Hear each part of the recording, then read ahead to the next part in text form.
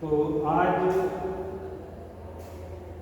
जिस टॉपिक पर बात करेंगे वो टॉपिक आपका है ट्रांसफर ऑफ प्रॉपर्टी सब्जेक्ट। जिस सब्जेक्ट पर बात करेंगे वो है ट्रांसफर ऑफ प्रॉपर्टी एक्ट, और जो टॉपिक है आपका वो है इंटरप्रिटेशन क्लास। जो टॉपिक है आपका वो है इंटरप्रिटेशन क्लास।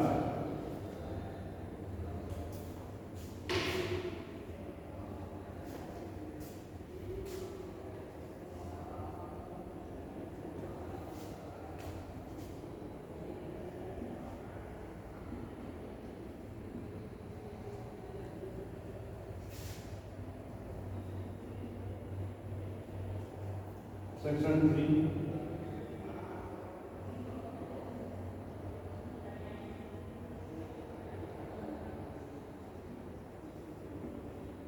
इंटरप्रिटेशन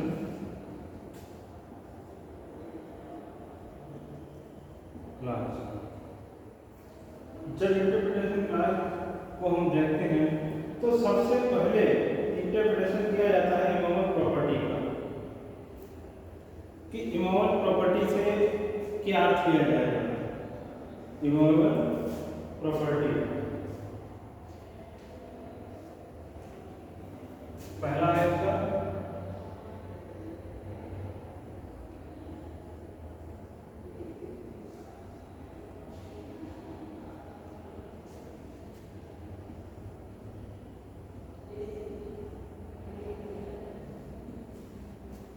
स्थावर संपत्ति।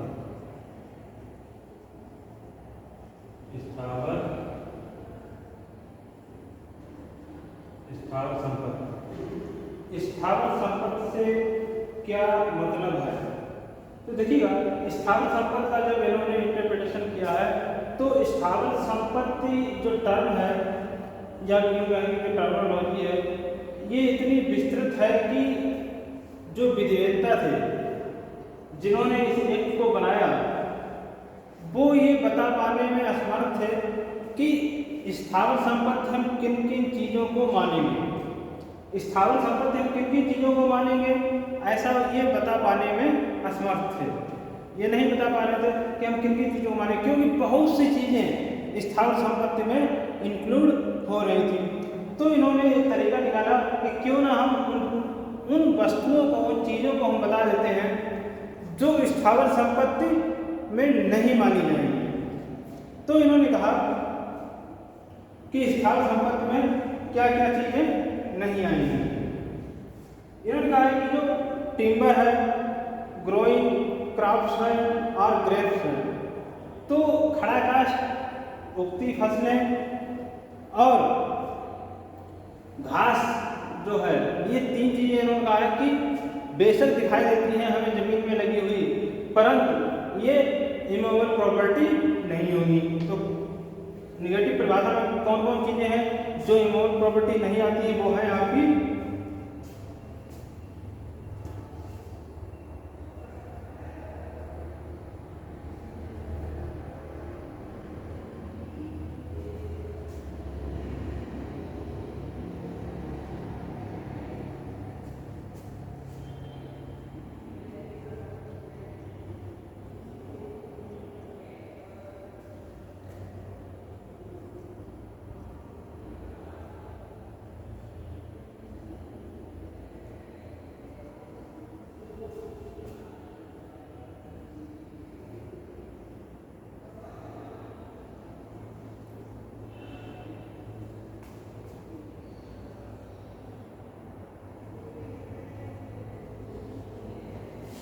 स्टैंडिंग टिम्बर, ग्रोइंग क्रॉप्स और ग्रास।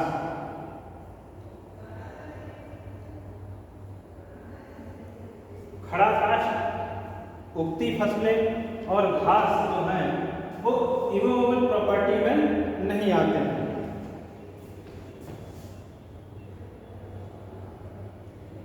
खड़ा काष्ठ,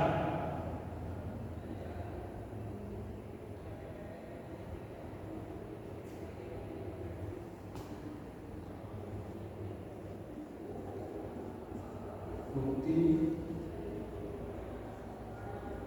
उगती फसलें और घास।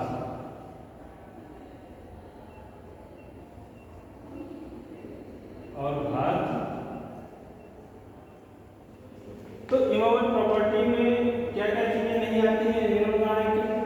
खड़ा काष्ठ, उगती फसलें, घास, स्टैंडिंग टिम्बर, ग्रोइंग क्रॉप्स और जो ग्रास ये इसमें नहीं आती हैं।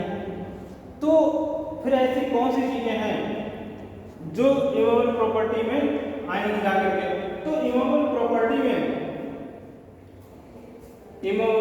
प्रॉपर्टी में कौन कौन सी चीजें आएंगी?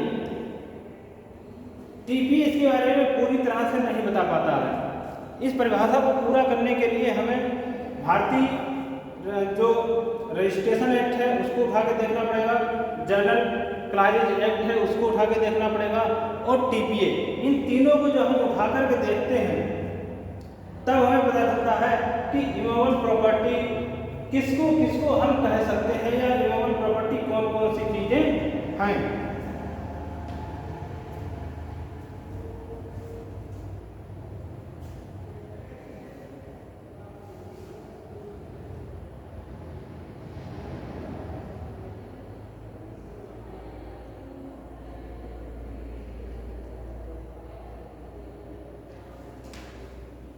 इमोबल प्रॉपर्टी को देखने के लिए हमें तीन चीजें देखनी पड़ेंगी, तीन अधिनियम उठा के देखने पड़ेंगे। पहला है संपत्ति अंतरण अधिनियम, संपत्ति अंतरण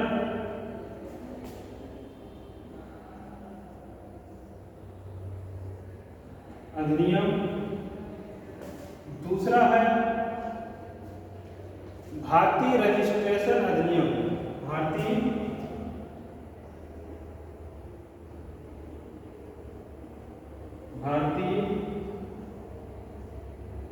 registry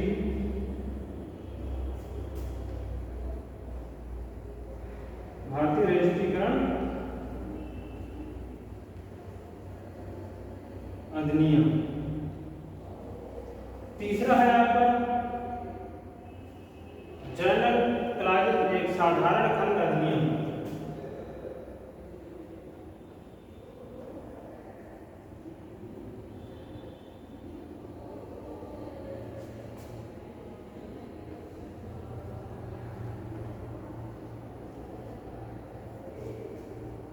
transfer of property act, Indian registration act, general clauses act, इन तीन को जब हम संयुक्त रूप से पढ़ते हैं तब जाकर ये पता चलता है कि इमूवेबल प्रॉपर्टी आखिर कौन कौन सी चीजें हैं।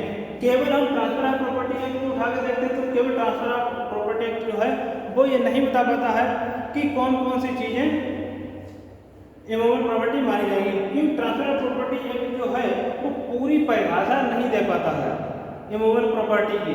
तो इसलिए हम transfer of property act, Indian रजिस्ट्रीकरण अधिनियम इंडियन और जनरल क्लाजेज एक्ट, इन तीनों को उठा के देखेंगे।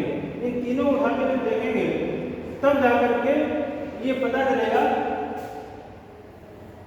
कि स्थावर संपत्ति इमूवेबल प्रॉपर्टी क्या है।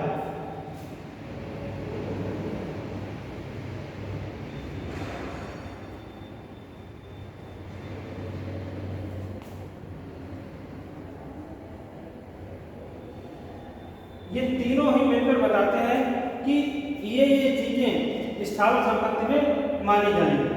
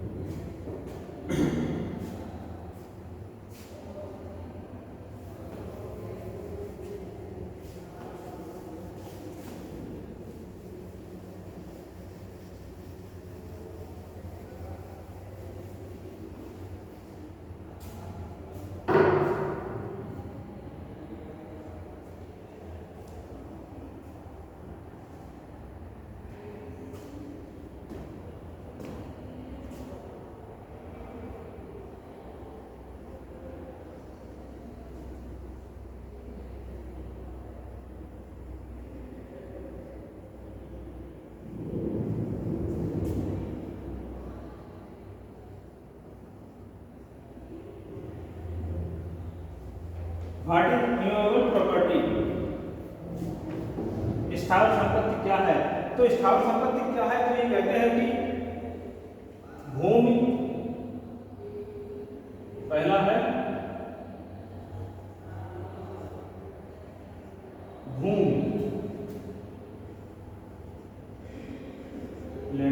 भूमि, दूसरा है भूमि से होने वाले लाभ,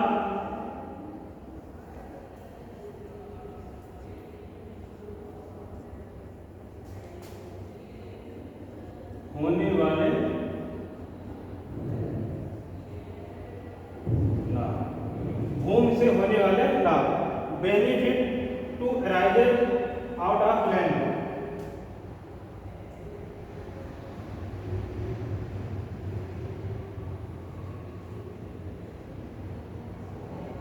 benefits to arises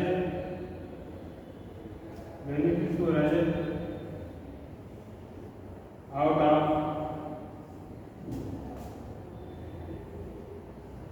land। तीसरा है भूमि से बद्ध,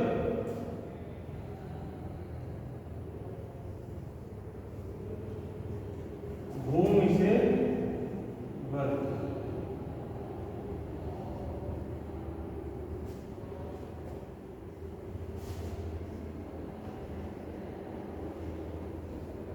things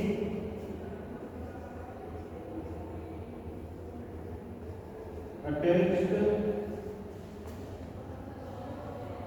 to the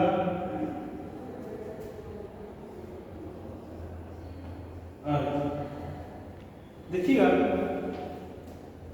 immovable property क्या क्या है, तो आगे ये उदाहरण ही हम आपको बता रहे हैं कि क्या क्या चीजें इमूवेबल प्रॉपर्टी हो सकती हैं। तो कहते हैं कि भूमि, लैंड, दूसरा है भूमि से होने वाले लाभ, benefit to arise out of land, तीसरा है भूमि से बद्ध, थिंग्स अटैच्ड टू द अर्थ।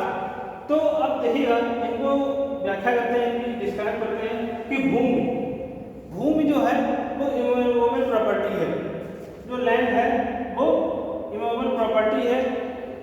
भूमि की चाहे ऊपरी परत हो, भूमि की चाहे ऊपरी परत हो या भूमि की निचली परत हो जिसमें खनिज लवण वगैरह पाए जाते हैं, या फिर किसी तालाब की तलहटी हो या समुद्र की तलहटी हो, ये सब क्या है, भूमि माने जाएंगे। और भूमि है तो फिर वो इमूवेबल प्रॉपर्टी है। तीसरा है भूमि से होने वाले लाभ, तीसरा है भूमि से होने वाले लाभ। तो भूमि से होने वाले लाभ क्या क्या हो सकते हैं? Benefit to arise out of land, भूमि से होने वाले लाभ, ये जो है इमूवेबल प्रॉपर्टी है, स्थावर संपत्ति। तो भूमि से होने वाले लाभ क्या क्या हो सकते हैं? जैसे किसी मकान, एक मकान जो है होता है वो इमूवेबल प्रॉपर्टी है, तो मकान से जो किराया प्राप्त करते हैं या किराया प्राप्त करने का जो अधिकार है वो क्या है? इमूवेबल प्रॉपर्टी है। देखिएगा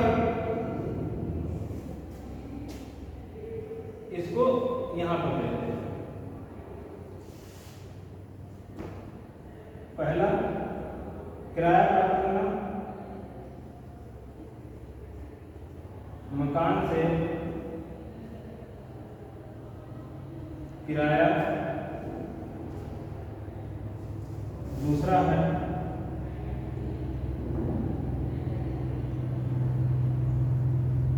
हाटों बाजारों या मेलों से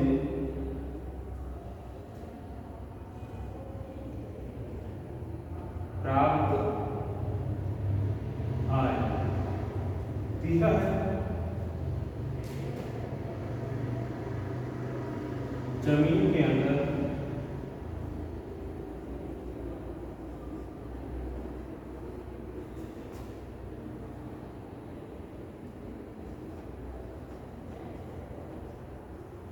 खनिज आदि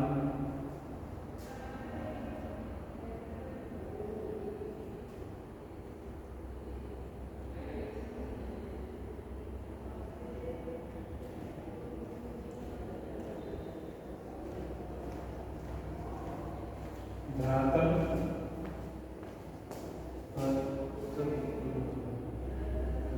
पर स्थित ऐसी अन्य वस्तुएं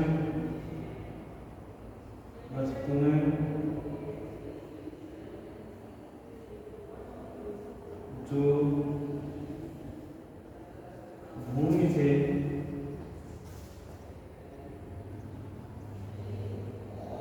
जुड़ी हुई है। तो देखिएगा इमूवेबल प्रॉपर्टी में और क्या क्या चीजें आएंगी। तो इन्होंने कहा है कि मकान से जो हम किसी भी मकान से जो हम रेंट प्राप्त करते हैं वो क्या है, रेंट प्राप्त करने का अधिकार जो है वो क्या है, इमूवेबल प्रॉपर्टी है। जो हाट बाजार मेले होते हैं, जो मार्केट होती है या जो मेले लगते हैं, उनसे जो आय प्राप्त करते हैं वो क्या है, इमूवेबल प्रॉपर्टी है। जमीन के अंदर खनिज है, जमीन के अंदर जब तक वो खनिज हैं, जब तक निकाल नहीं दिया जाता, जब तक है वो उस जमीन के अंदर, वो क्या है, इमूवेबल प्रॉपर्टी है। और धरातल पर स्थित ऐसी अन्य वस्तुएं जो भूमि से जुड़ी हुई है, धरातल पर वो चीजें जो जमीन से जुड़ी हुई हैं। तो जैसे मान लीजिए कि आप कारखाने देखते हैं, कारखानों की बड़ी बड़ी मशीनें जो होती हैं वो हमेशा हमेशा के लिए जमीन में गड़ा दी जाती है, हमेशा हमेशा के लिए जमीन में गड़ा दी जाती है। तो ऐसी वस्तुएं जो होती हैं वो क्या होती हैं, इमूवेबल प्रॉपर्टी होती है।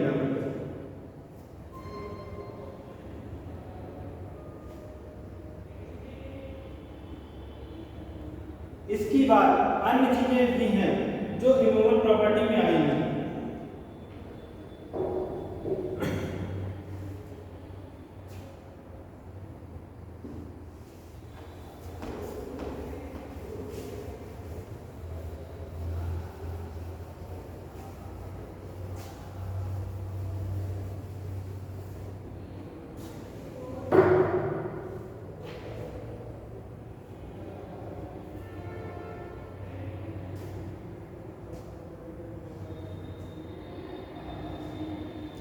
इसकी बात सुन लीजिएगा, इसके बाद क्या क्या चीजें और है जो इमूवेबल प्रॉपर्टी में आएंगी। तो जिला परिषद के द्वारा जो घाट किराए पर उठा दिए जाते हैं, किसी नदी का घाट है, किसी झील का घाट है, उसे जिला परिषद के द्वारा जब किराए पर उठा दिया जाता है तो उसको उठा देना इमूवेबल प्रॉपर्टी मानी गई है। पेड़ के पत्ते इकट्ठे करना, पेड़ों से पत्ते इकट्ठे करने का अधिकार, पेड़ के पत्ते नहीं, पेड़ के पत्ते इकट्ठे करने का अधिकार, मैं फिर कह रहा हूँ, पेड़ के पत्ते नहीं, पेड़ के पत्ते इकट्ठे करने का जो अधिकार है वो इमूवेबल प्रॉपर्टी है। पेड़ के पत्ते इकट्ठे करने का अधिकार जो है वो क्या है, इमूवेबल प्रॉपर्टी है। और जो पेड़ों की गिरी हुई टहनियाँ होती हैं, कैटेगरी, जो पेड़ों की गिरी हुई टहनियाँ होती हैं उनको इकट्ठा करने का अधिकार जो है इमूवेबल प्रॉपर्टी है। और उसके बाद में जो माल गुजारी प्राप्त करना, कृषक लोगों से माल गुजारी प्राप्त करने का जो अधिकार है वो क्या है, वो भी इमूवेबल प्रॉपर्टी माना जाएगा। अब इसमें एक केस है, आनंद बहेरा स्टेट ऑफ उड़ीसा।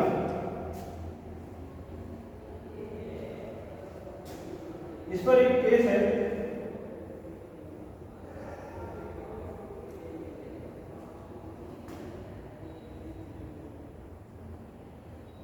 आनंद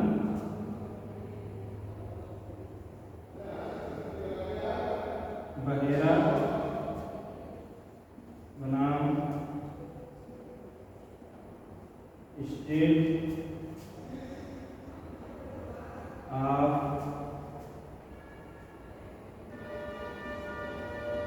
उड़ीसा 1956। देखिएगा ये सुप्रीम कोर्ट का एक केस है 1956 का, 1956 का एक केस है, आनंद बहेरा नाम स्टेट ऑफ उड़ीसा का। इस केस में सुप्रीम कोर्ट ने ये माना है कि मछली पकड़ने का अधिकार, मछली नहीं, मछली पकड़ने का अधिकार, रेगुलर मछली पकड़ने का अधिकार जो है वो क्या है, इमूवेबल प्रॉपर्टी माना गया है। किसी तालाब से, झील से, समुद्र से मछली लेना, मछली जो है, मछली को नहीं, मछली पकड़ने का अधिकार, मछली पकड़ने का अधिकार जो है वो इमूवेबल प्रॉपर्टी माना गया है।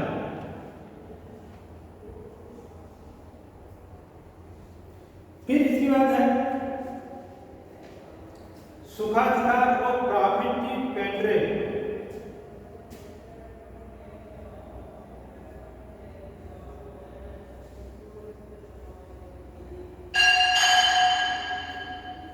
सुखाधिकार और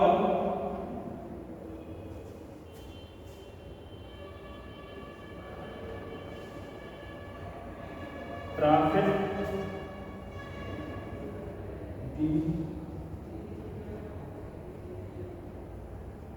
पेटेंट।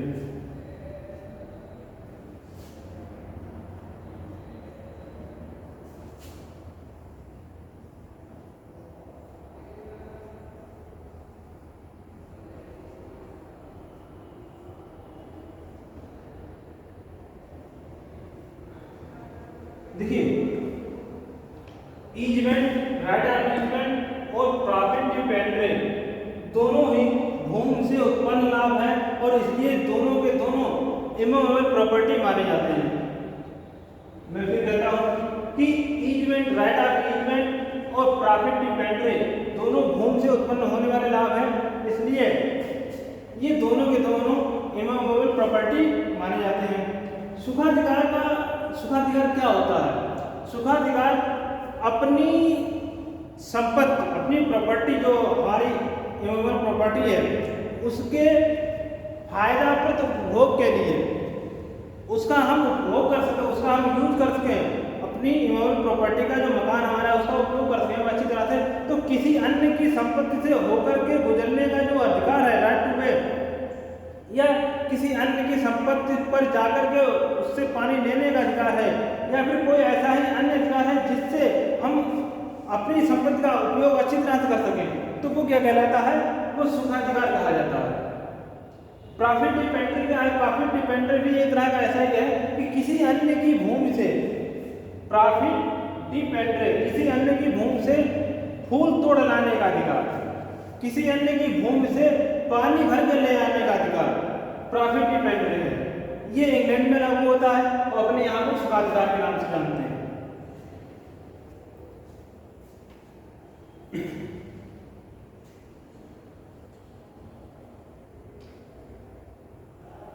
इसके बाद एक और केस है,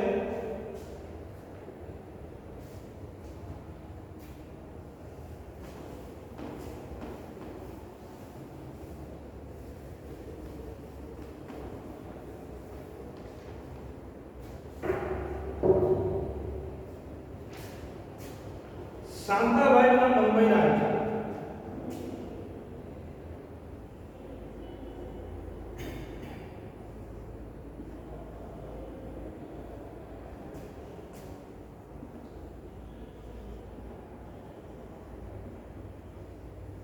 मुंबई, शांताबाई का नाम मुंबई राज्य 1958।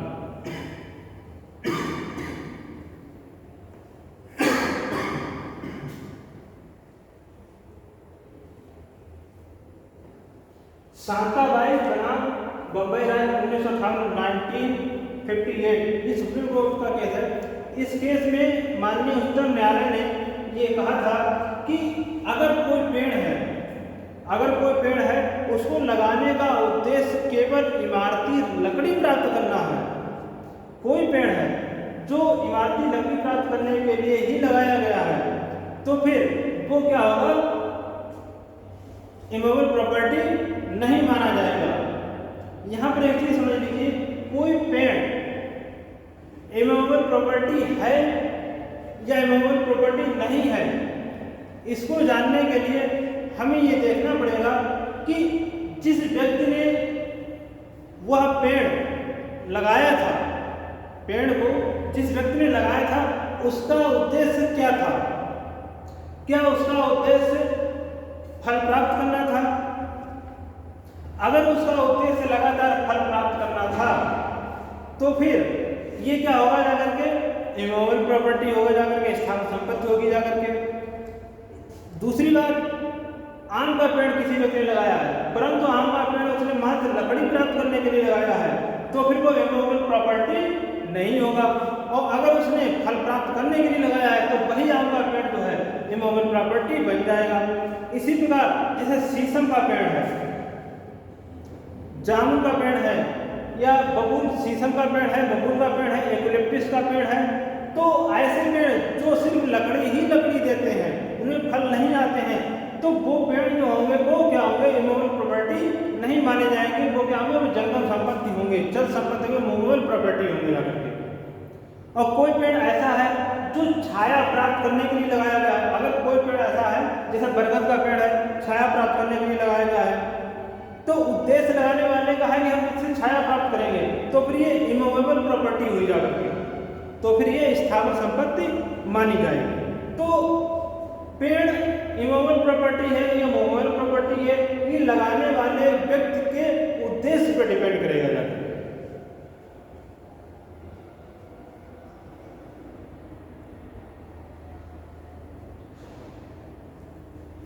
और इमूवेबल प्रॉपर्टी क्या हो सकता है?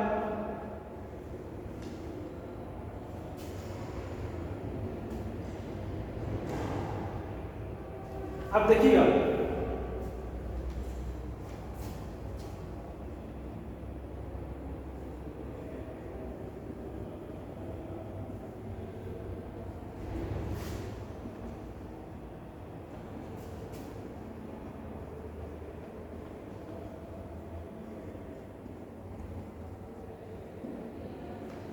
कोई ऐसी इमारत या कोई भी ऐसी चीज है जिसकी नींव जमीन के अंदर है, तो वो क्या होगा? वो इमूवेबल प्रॉपर्टी मानी जाएगी।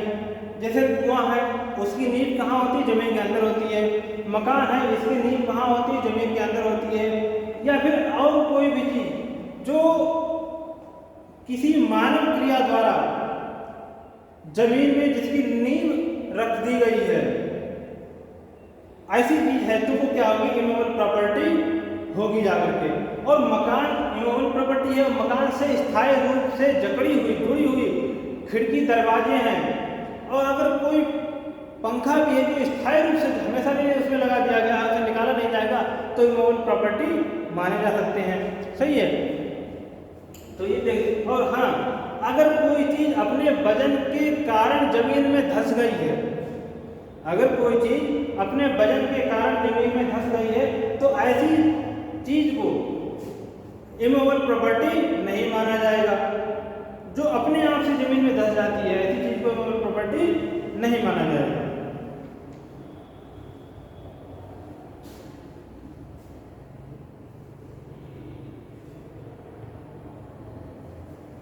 तो आज आपका क्लास यहीं पर खत्म होता है।